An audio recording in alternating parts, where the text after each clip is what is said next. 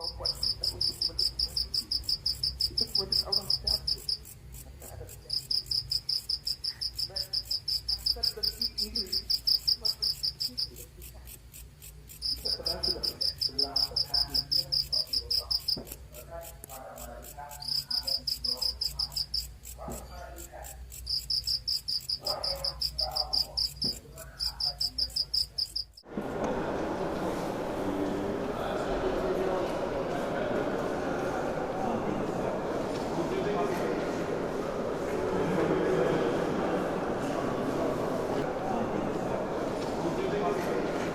pada para jamaah, sebelum kita mulai kajian kita, mari kita awali dengan membaca suratul Fatihah. Kita mohon kepada Allah Subhanahu wa taala agar pendahulu kita Masjid Nur Hasanah, pengurus yang mendahului kita yang telah dipanggil Allah Subhanahu wa taala, mudah-mudahan pengabdian para almarhum dijadikan amal jariah dalam rangka melaksanakan tugas mengemban amanah Allah sebagai ketua DKM. Kemudian juga kita mohon kepada Allah agar keluarga kita, ibu bapak kita, sahabat-sahabat kita yang telah dipanggil Allah diampuni segala dosa dan kesalahannya. Dan mungkin ada keluarga kita yang sedang sakit, teman kita, sahabat kita, jamaah kita, kita mohon agar penyakitnya diangkat oleh Allah sehingga sembuh dan dapat melaksanakan aktivitas sebagaimana mestinya. Ala hadiniyah wa ala kulli natin salihah wa ila hadratin nabi al-fatihah. A'udzu billahi minasyaitonir rajim. Bismillahirrahmanirrahim. Alhamdulillahi rabbil alamin arrahmanir rahim maliki yaumiddin. إياك نعبد وإياك نستعين اهدنا الصراط المستقيم صراط الذين أنعمت عليهم غير المغضوب عليهم ولا الضالين.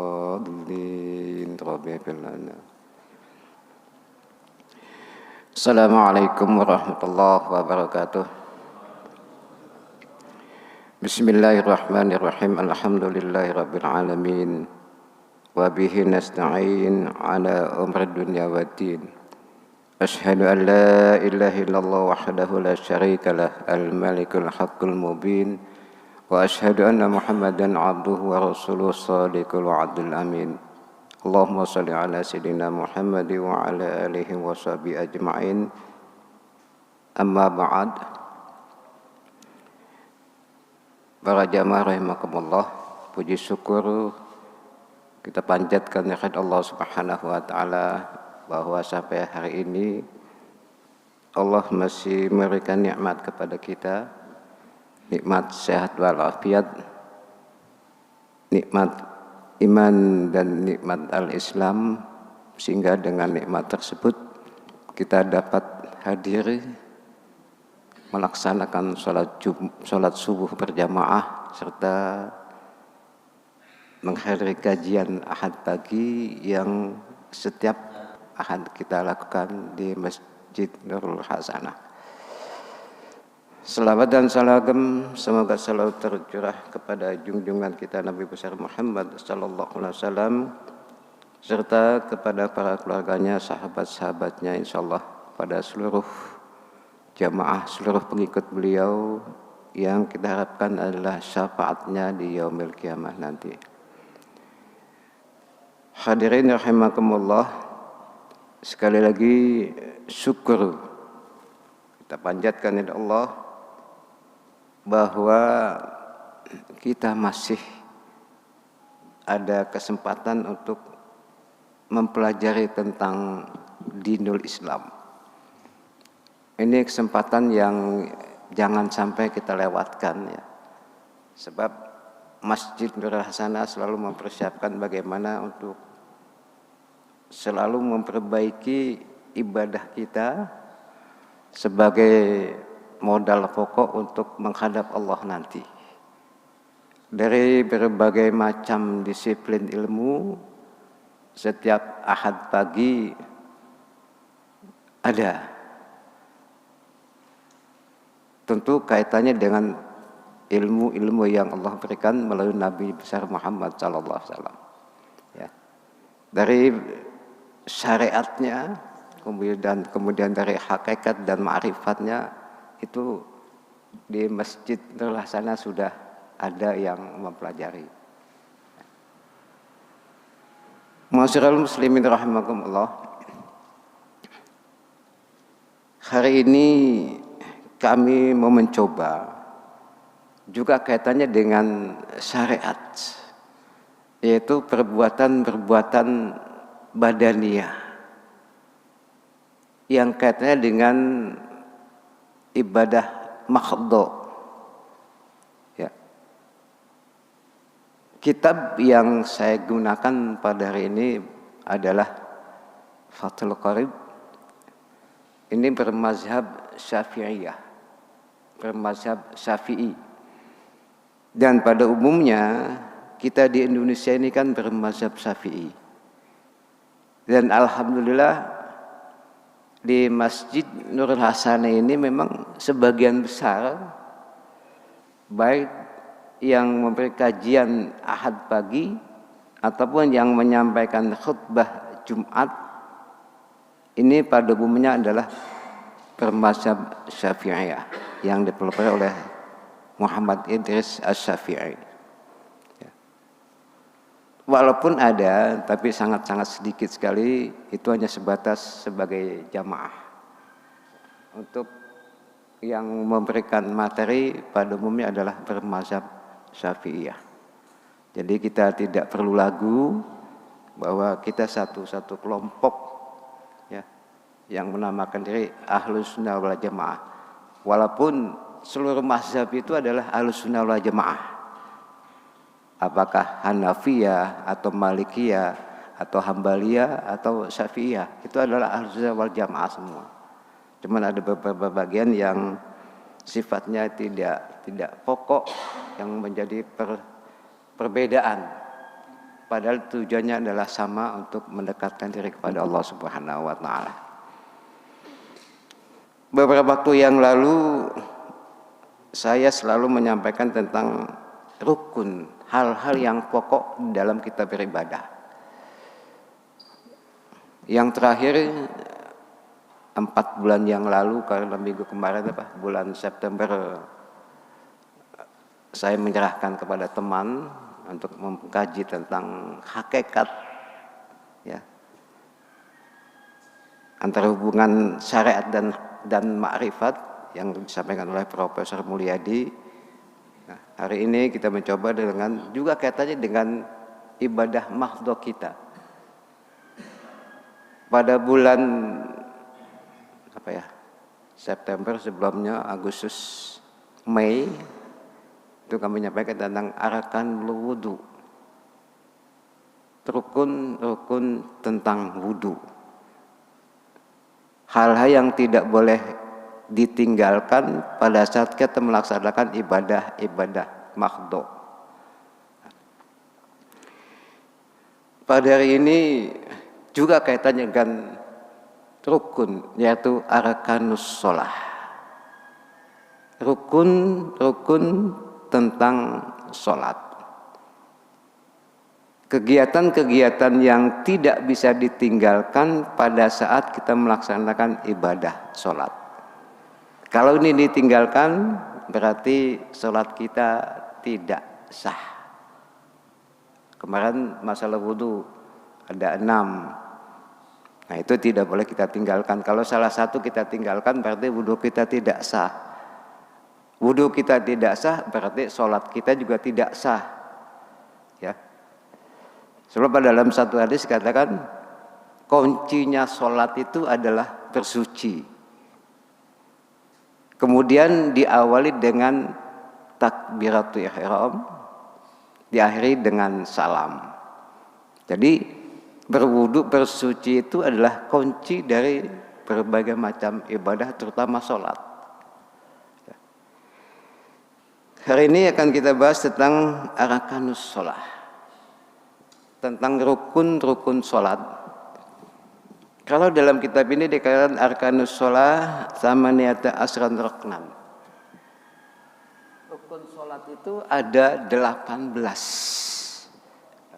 Kalau kita bahas itu semuanya, mungkin waktunya nggak cukup. Dari ke-18 ini akan kita bagi 3 kelompok. Ya. Arkanul qalb, rukun yang dilakukan oleh hati. Ya. Arkanul qauli, yang rukun yang harus diucapkan. Arkanul fi'li, rukun yang dilakukan dengan anggota tubuh. Dari 18 ini kita bagi 3 kelompok. Hari ini hanya 2 saja. Arkanul qalb, yang dilakukan oleh hati, yaitu niat. Walaupun mazhab yang lain, niat itu bukan dijadikan satu rukun. Tapi Syafi'iyah, niat itu adalah rukun di dalam sholat. Rukun di dalam sholat. Bagaimana pelaksanaan niat itu? Menurut mazhab Syafi'i, pada saat kita melakukan takbiratul ihram, berbarengan dengan kita mengucapkan Allahu Akbar, hati membarengi meniatkan sholat apa yang kita lakukan. Misalkan sholat subuh, kita sengaja untuk melaksanakan sholat, menghadirkan hati pada saat kita melaksanakan sholat. Sebab segala sesuatu diawali dengan niat. Innamal a'malu binniyat. Semua perbuatan diawali dengan niat kita. Tentu niat kita dalam beribadah bukan dan tidak lain adalah lillahi ta'ala. Seharusnya seluruh aspek kehidupan kita adalah niatnya lillahi ta'ala. Baik ibadah mahdho maupun ibadah ghairu mahdho. Apapun yang kita lakukan harusnya niatnya karena Allah. Karena Allah menciptakan manusia adalah untuk mengabdi, untuk beribadah. Wa ma khalaqtul jinna wal insa illa liya'budun.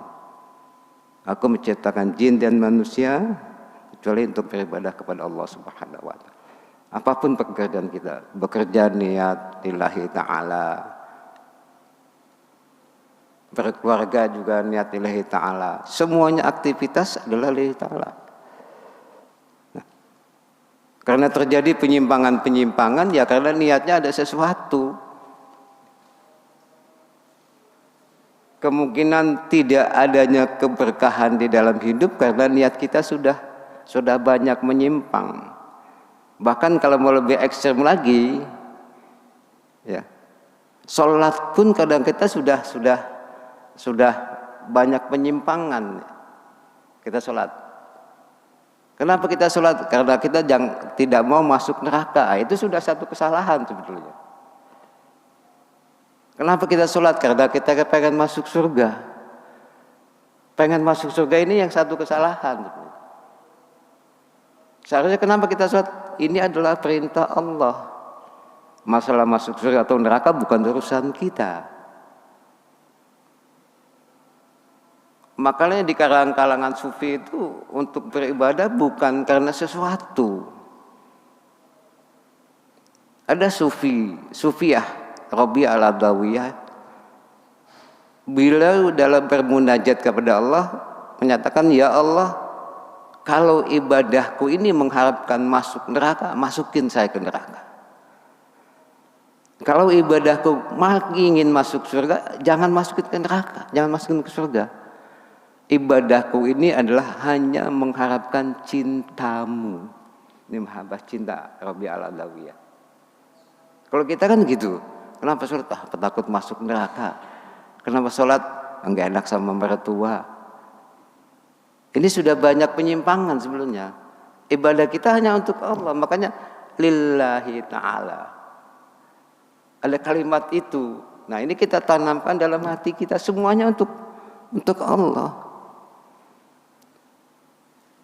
Sering saya ungkapkan, Kita sudah berjanji di dalam iftitah kita itu, inna sholati wa nusuki wa mahyaya wa mamati lillahi rabbil alamin.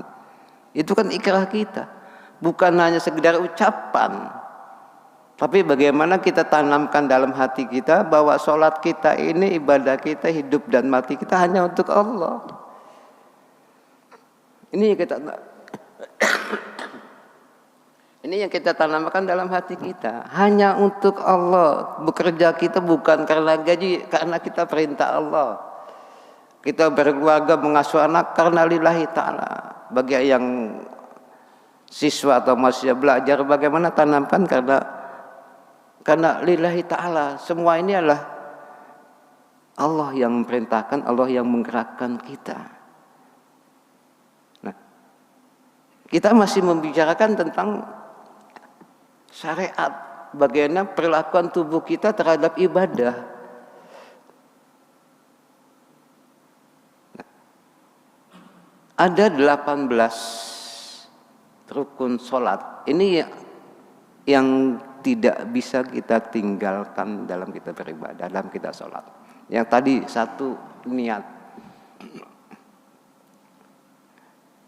Hanya rukun qalbi dan rukun qauli yang akan kita bicarakan.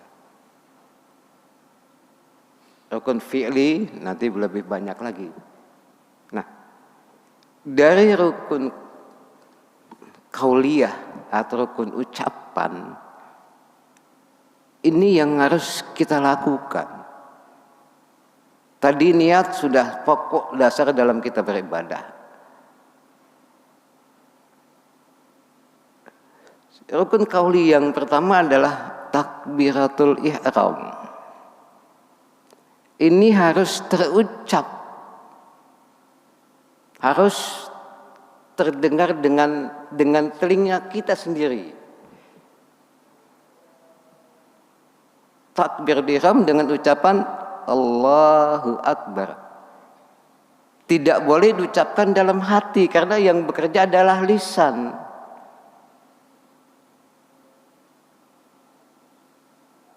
Masalah mengangkat tangan atau bersedekah itu bukan rukun, tapi ucapan takbirat ihram Allahu Akbar ini harus terucap dan tidak boleh ganti dengan kalimat-kalimat yang lain atau dengan Ar-Rahmanu Akbar, itu tidak boleh, harus dengan kalimat takbiratul ihram, bertakbir. Kalimat takbirul ihram adalah bertakbir Allahu Akbar dengan lisan, bukan dengan hati. Mengangkat tangan ya silakan, tidak mengangkat tangan pun boleh, yang penting mengucap. Mengangkat tangan adalah sunnah, tapi mengucapkan itu adalah rukun yang tidak boleh kita tinggalkan. Minimal telinga kita mendengar. Kita mengucapkan kalimat Allahu Akbar. Dan tidak boleh dibalik. Akbarullah misalkan. Atau bahasa orang-orang yang ahli dalam bidang tata bahasa, itu adalah kalimat mubtada khobar. Tidak boleh diganti khobar mubtada. Allahu Akbar, Allah adalah mubtada, Akbar adalah khobar. Atau dibalik, Akbar dulu baru Allah, itu tidak boleh. Itu kalimat-kalimat yang baku, tidak boleh diganti dengan kalimat-kalimat yang lain. Walaupun menyebut Asmaul Husna, Ar-Rahimu Akbar, itu juga tidak boleh. Harus Allahu Akbar. Apalagi dengan menggunakan bahasa-bahasa yang lain. Ini satu rukun yang tidak boleh diabaikan. Jadi kalau kita perhatikan kadang-kadang asal datang udah gitu, tanpa mengucap. Nah, ini kalau tidak mengucapkan takbirul ihram berarti sholatnya ini dibatalkan. Menurut mazhab Syafi'iyah. Bapak hadirin rahimakumullah. Nah, dengan adanya kajian-kajian Ahad pagi ini, hampir semua kitab-kitab yang dibaca tentang fikih ini adalah mazhab Syafi'iyah semua. Apalagi ada informasi nanti malam malam Kamis Ustaz Madu akan membahas masalah kitab Safinatun Najah. Itu juga tentang mazhab Syafi'iyah, tentang kaitan dengan fikih juga. Kenapa? Karena ini hal yang pokok, bagaimana perbuatan anggota badan kita untuk beribadah kepada Allah Subhanahu wa taala. Tentang takbiratul ihram. Perbuatan ucapan kita dalam sholat.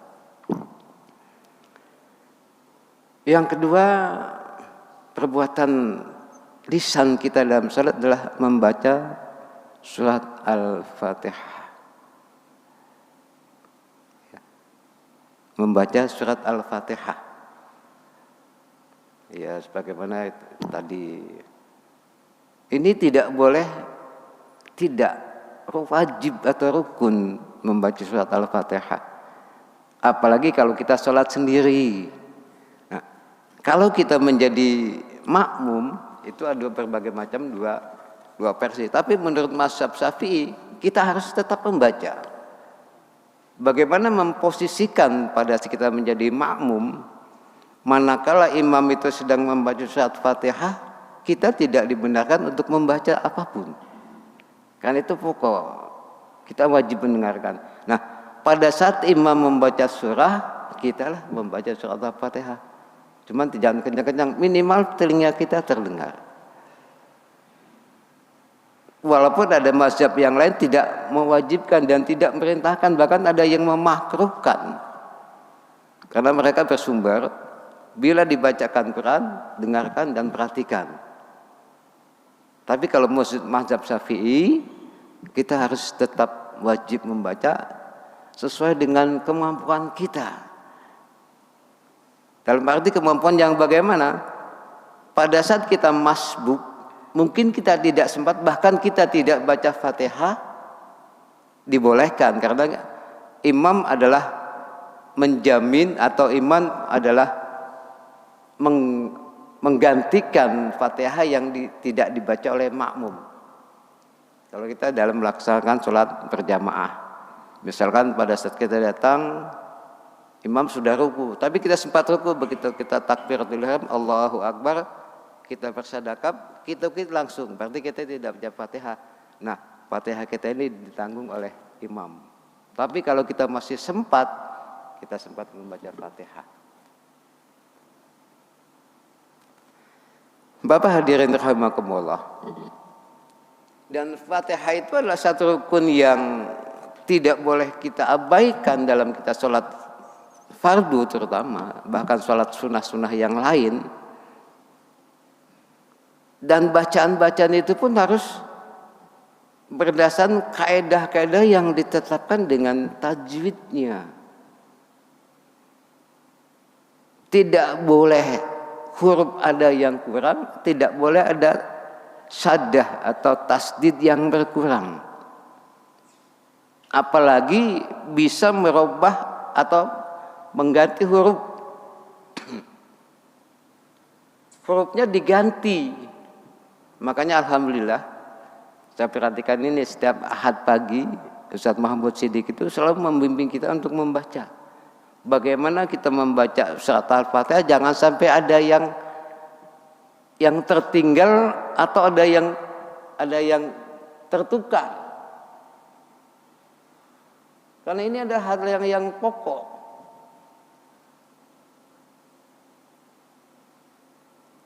Bagaimana dengan huruf yang tertukar umpamanya? Siratal ladzina an'amta, alif dengan ain.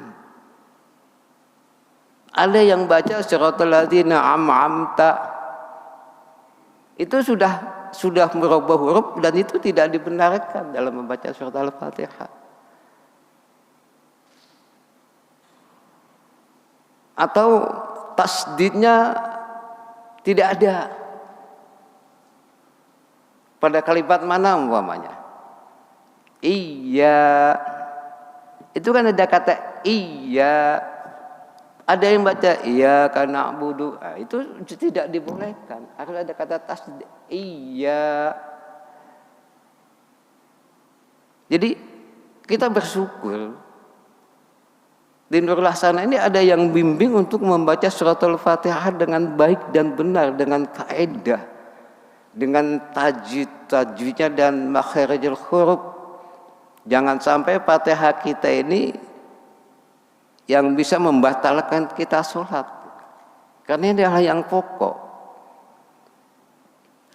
Jadi tidak sembarangan kita untuk mencari imam dalam masjid atau sholat ini. Memang harus kita tentukan, jangan sampai rukun qauliyah ini terabaikan, gitu. Terutama surat Al-Fatihah. Memang ada beberapa khotib yang tidak mau karena mereka sadar untuk jadi imam. Saya khotib aja, imamnya saya nggak mau. Ya silahkan. Karena mereka tahu ini bersiko cukup tinggi. Karena mereka baca Fatihah ini kurang pas. Kalau memang mereka mampu ya silahkan, kita silahkan. Tapi kalau ada yang sadar, saya nggak sanggup untuk jadi imam, jangan banyak khotibnya aja, nggak apa-apa. Karena takutnya itu tentang di surat Fatihah itu. Kalau suratnya yang lain di sunnah, tapi Fatihah ini yang jangan sampai ada salah huruf, ada yang jangan sampai kurang dari huruf, atau hurufnya tertukar, atau tajwidnya yang agak salah. Jadi memang benar-benar satu hal yang memang ditentukan dalam sholat adalah membaca suratul Fatihah. Masalah dengan membaca bismillah, mazhab Syafi'i semuanya membaca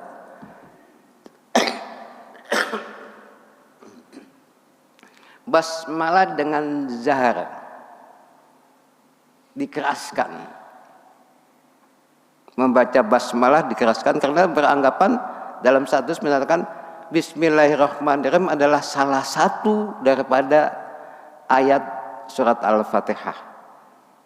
Makanya membaca Bismillahirrahmanirrahim yang bermazhab Syafi'iyah itu membaca, dijaharkan karena bagian daripada surat Al-Fatihah. Mungkin kalau kita mendengar ada yang tidak membaca Fatihah, ada.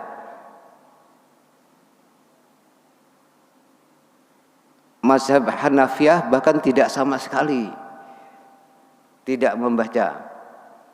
Dengan misalkan kita Allahu Akbar, Alhamdulillahirabbil alamin, itu mazhab Hanafiyah. Ada dengan baca sir, bismillahnya disirkan pelan, ada. Tapi pada umumnya Syafi'iyah adalah dijaharkan membaca basmalahnya.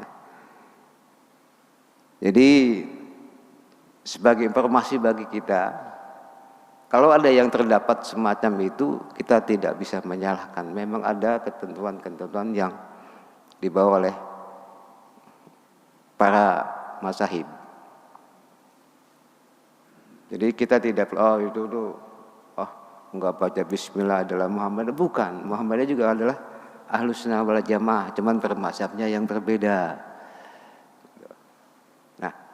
Di masjid kita ini sekarang sudah mulai hilang, sudah mulai tidak ada. Tadinya ada, waktu sholat Jumat ada. Begitu jadi imam langsung baca Alhamdulillahirabbil alamin, ada. Sekarang sudah mulai tidak ada. Kemudian karena mereka menyadari bahwa di sini adalah mazhab Syafi'i, jadi mereka mengikuti. Toleran, ini mazhab Syafi'i, kita baca bismillah. Ada yang kekeh, bahwa pendirian yang kekeh, ada, silakan, kita tidak menyalahkan. Tapi itu sudah mulai hilang. Ada, sudah beberapa waktu yang lalu seperti itu. Jadi kita tidak juga menyalahkan. Ya, kebetulan yang sudah almarhum yang seperti itu, kebetulan juga kawan dekat kami, hanya berubah, kan sudah tidak ada lagi. Jadi rukun qauli yang pertama adalah takbiratul ihram dengan ucapan terdengar minimal dengan telinga kita, tidak sama dengan imam kan memang keras, kalau kita minimal telinga kita mendengar. Dan begitu juga surat Al-Fatihah. Ini adalah perbuatan lisan, terucap, bukan di dalam hati. Rukun qauliyah adalah ucapan-ucapan lisan kita ucapkan. Nah, ini fungsi kita sholat, karena semuanya ada gerakan syariat adalah bagaimana perilaku anggota tubuh kita, baik gerakan nanti ada fi'liyahnya, bagaimana ruku segala macam itu adalah anggota kita.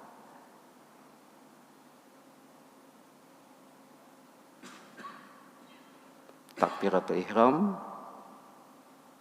Kedua adalah membaca suratul Fatihah. Jangan sampai kita lalai terucap. Yang ketiga adalah tasyahud pada saat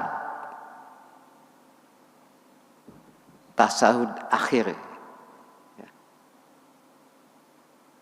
Kalau sholat subuh kan cuma satu kali, tapi kalau sholat maghrib, isya, asar subuh, asar dan zuhur itu kan tasyahudnya 2 kali. Nah, tasyahud akhir inilah yang dijadikan rukun qauli. Kalau tasyahud yang pertama, tasyahud awal pada sholat-sholat yang ada 2 tasyahud itu adalah merupakan sunnah. Sunnahnya sunnah ab'ad.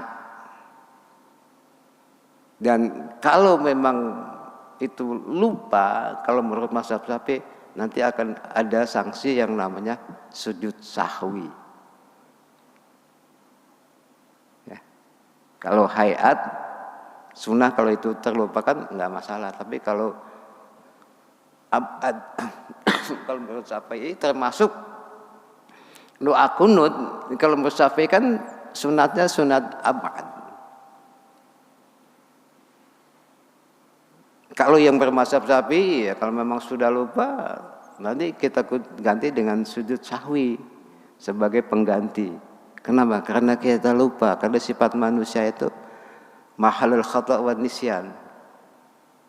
Membuat sifatnya lupa dan selalu membuat kesalahan. Makanya ada sunnah hayat, ada sunnah ab'ad. Kalau sunnah ab'ad diwajibkan untuk melaksanakan sujud sahwi. Nah, tasyahud inilah tasyahud akhir yang harus dilakukan. Bagaimana kalimatnya? Banyak versi menggunakan kalimat, itu pun kalimatnya harus jangan sampai ada kata-kata atau saddah atau tasdid yang berkurang. Kalimat yang lengkap adalah at-tahiyyatul, kan gitu. At-tahiyyatul. Kita kadang-kadang nggak bang at-tahiyyatul, padahal at-tahiyyatul. Ada kalimat saddah atau tasdid pada kalimat at-tahiyyatul. Ini harus benar-benar kalimatnya benar-benar lengkap. Kenapa? Ini adalah kalimat bagaimana Rasulullah mengucapkan salam kepada Allah pada saat Mi'raj. Rasulullah mengucapkan assalamualaikum ya Allah, itu tidak dijawab gitu oleh Allah. Mengadu pada Jibril, kok Allah tidak menjawab salamku? Kamu apa ucapkan assalam? Assalam adalah nama Allah, rubah. Nah, makanya diganti dengan at-tahiyyatul. Itu kalimat ucapan salam Rasulullah kepada Allah. Jadi ucapan-ucapan atau rukun kauliyah ini adalah ucapan bagaimana dialog antara Allah dan Rasul. Makanya at-tahiyyatul mubarakatus salawatut thayyibatul lillah. Setelah kalimat itu diucapkan baru Allah menjawab assalamu alaika. Itu jawaban pada saat kita mengucap tahiyat, itulah dialog Allah dengan Rasul. Makanya dijadikan satu rukun dalam sholat kita.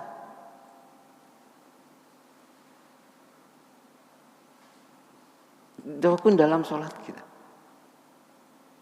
Sampai terakhir mengucapkan asyhadu alla ilaha illallah wa asyhadu anna muhammad rasul. Ini yang disebut dengan kalimat tasyahud. Mengucapkan tasyahud adalah rukun di dalam sholat. Jadi bukan sekedar at-tahiyatul mubarakatuh shalawatu thayyibatu lillah, bukan at-tahiyatul mubarakatuh shalawatu thayyibatu lillah. Ini harus terucap di dalam lisan kita. Harus benar-benar lisan kita mengucapkan, kita dengar dengan lisan kita, bukan di dalam hati, karena ini adalah perbuatan-perbuatan lisan.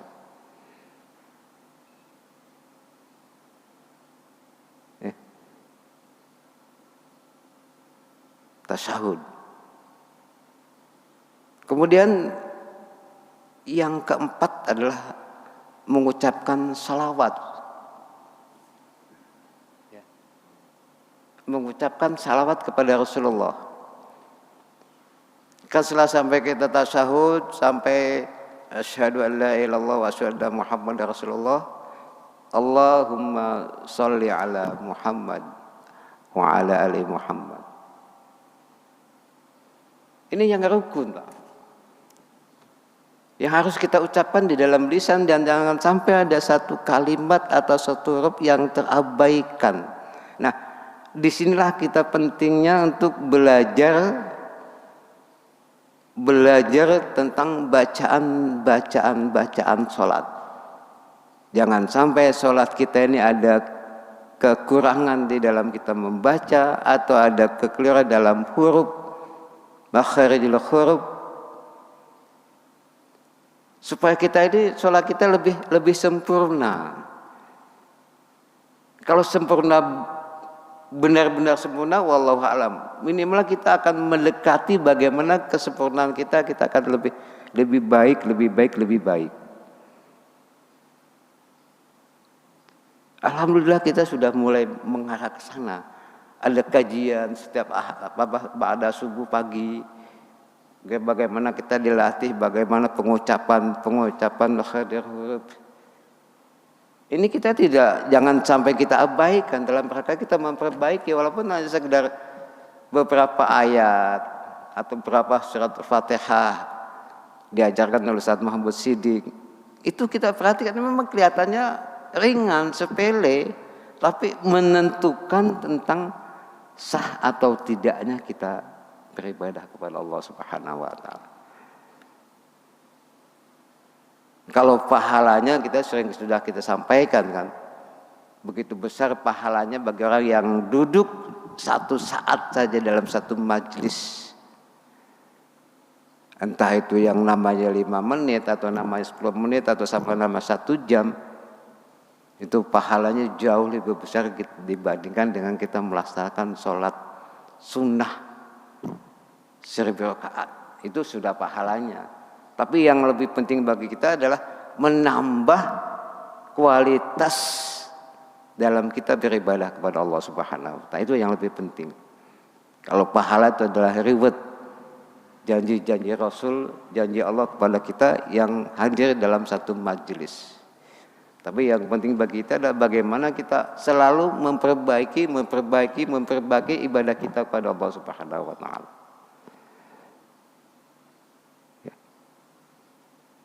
Yang kelima dalam rukun qauli adalah mengucapkan salam.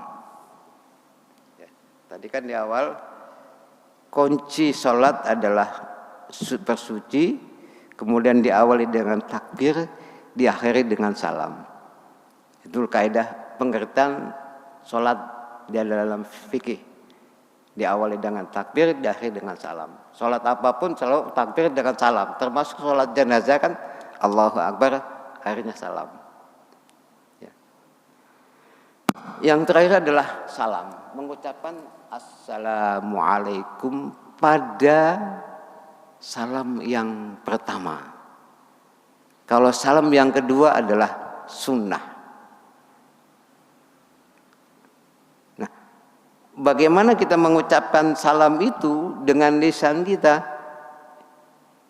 Ada kaidah yang ditentukan Assalamualaikum, selesai warahmatullah, baru kita berbelok ke kanan. Setelah Assalamualaikum baru kita berbelok ke kanan.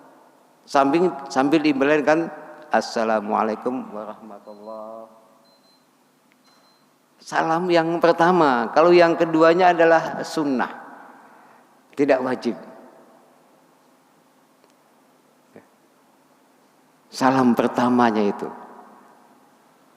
Assalamualaikum warahmatullah. Begitu kum baru kita menoleh ke sebelah kanan. Ada yang lain lagi. Assalamualaikum warahmatullah, itu sudah melanggar aturan. Sampai kum dulu baru kita moleh ke kanan. Assalamualaikum warahmatullah. Kumnya kita masih sedang berhadap. Bapak hadirin rahimakumullah, itu adalah rukun-rukun kauliyah yang harus kita ucapkan dengan lisan kita. Mudah-mudahan kajian-kajian semacam ini menambah pengetahuan kita, menambah ilmu kita, dan kita bisa memperbaiki ibadah kita, terutama ibadah makhdhu, ibadah yang sudah ditetapkan dan tidak bisa dikurangi dan tidak bisa ditambah. Salat ibadah makhdhu, puasa ibadah makhdhu, zakat bagi yang mampu ibadah makhdhu, haji kalau memang benar-benar mampu juga ibadah makhdhu. Ada ketentuan-ketentuannya yang tidak bisa kita abaikan. Ada ketentuan-ketentuan yang tidak boleh kita tinggalkan. Kalau dengan kalimat, dengan kauliyah satu huruf itu jangan sampai ada yang tidak dilakukan, atau hurufnya berganti, itu juga sudah berubah makna. Ya. Kaidah dalam berbahasa Arab itu lain huruf sudah lain makna. Ya. Lain huruf sudah lain makna. Banyak, walaupun sudah dijadikan kalimat bahasa Indonesia, tapi kalau menurut kaidah bahasa Arab artinya sudah beda, Pak. Sudah beda. Satu contoh yang ringan saja. Ya. Ada nama, kalau di dalam kita dengan kaidah bahasa Arab kan Abdul Qadir, pakai qi, ya. Abdul Qadir. Itu kan hamba yang berkuasa. Tapi kalau sudah di Indonesia kan Abdul Qadir, pakai kaf, itu artinya sudah nggak bagus, hamba yang jelek. Kalau tadi hamba yang berkuasa, itu dalam kaidah, Pak, dalam berbahasa Arab banyak, makanya jangan sampai huruf itu berubah. Makanya inilah pentingnya kita belajar mengaji, belajar tentang huruf hijaiyah, belajar tentang tajwid, supaya jangan sampai ada kekeliruan. Satu contoh tadi saya katakan, iyyaka na'budu. Kita menggunakan iya ada tasdid dengan menggunakan iya tanpa tasdid. Kalau menggunakan tasdid iya, itu berarti kita menyembah engkau, siapa Allah. Tapi kalau dihilangkan tasdidnya, kita menyembah matahari, bukan Allah lagi. Itu cuma beda tasdid saja. Memang wah berat juga. Ya memang karena kita menganggap sepele bacaan-bacaan itu, sehingga bisa merubah makna dari ayat-ayat yang kita baca. Beda huruf, beda arti. Beda mad juga beda arti. Nah, itulah pentingnya bagi kita selalu untuk belajar dalam rangka kita memperbaiki ibadah makhluk kita. Bapak hadirin rahimakumullah, itulah yang dapat kami sampaikan. Mudah-mudahan kita selalu mendapat bimbingan dari Allah Subhanahu wa taala, kita mendapat perlindungan dari Allah Subhanahu wa taala, dan juga kami sampaikan bahwa setiap Ahad malam kami dari Dewan Masjid Kelurahan Pondok Beda mengadakan semacam wiridan dengan membaca surat Al-Waqiah setiap Ahad malam dari maghrib sampai isya di tempat kita ini. Walaupun mengadakan Dewan Masjid Kelurahan Pondok Benda, tapi kita tempat penyelenggara. Mungkin nanti akan berubah ke tempat-tempat lain. Sementara kita dulu setiap, dan seandainya kita diambil tempat masjid lain, tapi kita tetap melakukan. Ini suatu kegiatan rutin. Kita membiasakan atau mewiridkan surat Al-Waqiah setiap Ahad malam dari mulai maghrib sampai isya. Kami harapkan kepada bapak-bapak, mari kita hadir dalam rangka kita membaca surat Al-Waqiah, dan manfaatnya pun yang penting bagaimana kita melancarkan membaca ayat-ayat Allah. Masalah faedahnya Allah yang lebih tahu. Walaupun dari sebagian adalah Al-Waqiah adalah pembuka rezeki. Ada beberapa hadis ayat-ayat yang membuka rezeki dibaca setiap saat supaya rezeki kita lebih barokah. Ya, rezeki bukan hanya materi, mungkin kesehatan kita, mungkin anak-anak kita. Yang berrezeki adalah bertambahnya kebaikan-kebaikan dalam hidup kita. Inilah yang dapat kami sampaikan karena ini sudah syuruk ya. Kita tutup, mudah-mudahan Allah memberikan bimbingan kepada kita, menambah wawasan, dan Allah meningkatkan kualitas keimanan kita kepada Allah Subhanahu wa taala. Kita tutup dengan ucapan Allahumma fiq lakum. Assalamualaikum warahmatullahi wabarakatuh.